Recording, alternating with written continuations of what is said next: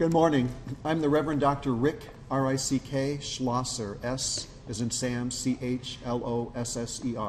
And I'm the Executive Director of the California Council of Churches, which represents 52 California regional judicatories in 21 different Protestant and Orthodox denominations. We represent 6,000 congregations and more than 6.5 million people in every part of the state.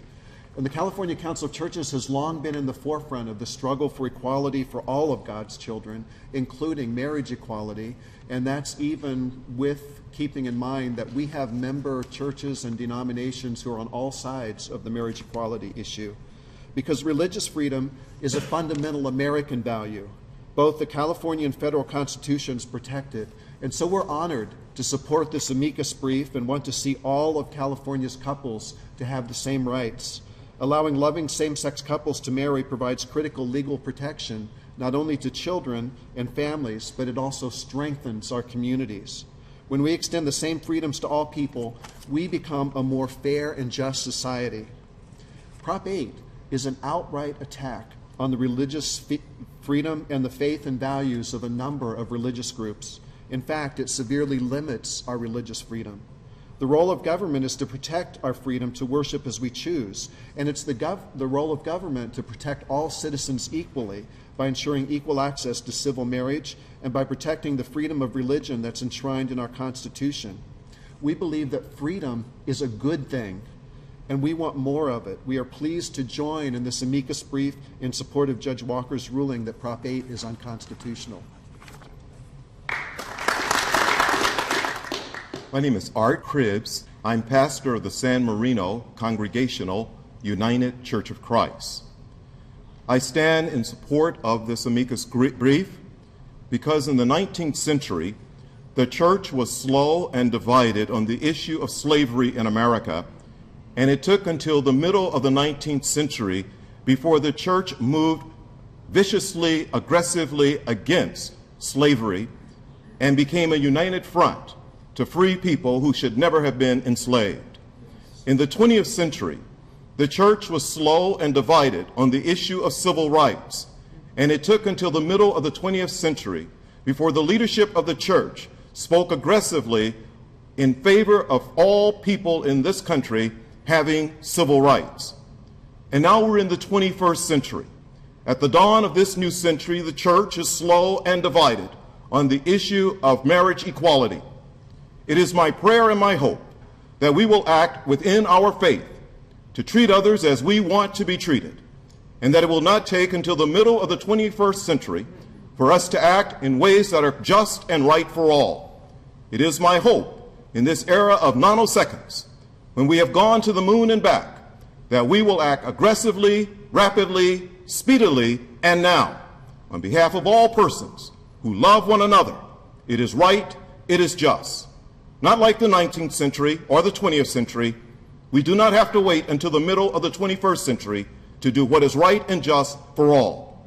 Marriage equality, now. Not later, now. Amen. Good morning. My name is Eric Green. I am the Southern California Director of the Progressive Jewish Alliance. I am very proud to be here today to join this chorus of conscience with my brothers and sisters, because Jewish tradition teaches that we are all divine creations and we are all created in the image of God. And the U.S. Constitution requires that we all receive equal protection under the law. Proposition 8 violates both those important traditions by mandating discrimination. Our government has a duty to protect all of us equally from discrimination, to treat all of us equally under the law. And the recent spate of bullying and suicides shows us what happens when the government fails to do that. When the government discriminates, it gives a green light to others to discriminate. When the government discriminates, people are harassed. When government discriminates, people suffer. When government discriminates, people die. We need to stop that, and we need to do all we can to restore an ethic of dignity for all in our society. And that's what this fight is about. This is a fight about basic dignity, the dignity and the right to seek love and companionship and support and belonging that come with a committed relationship, that come with having a family, that come with being in a union, and having that union recognized by the rest of society. And this is only the latest struggle that America has had to undergo to make good its promise of freedom and equality for all. All of you remember that America had to struggle to extend equality to everyone regardless of religious background. America has had to struggle to extend equality to everyone regardless of racial background. America has had to struggle to extend equality to men and women. But when we have made progress on those issues, when we have taken steps forward, we have become a better country, a stronger country, a more whole country, a more American place for all of us to live.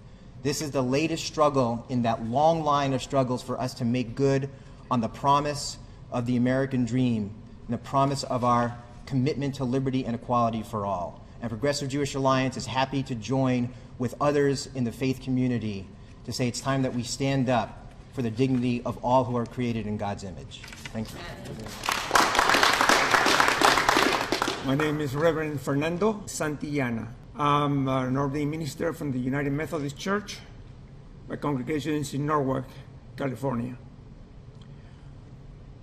I heard all of my brothers and sisters talking about the issue about Proposition 8. This is something that I have to deal with the human rights of all persons.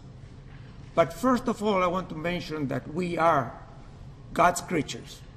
Some are tall, some are short, like me. Some are beautiful, like me.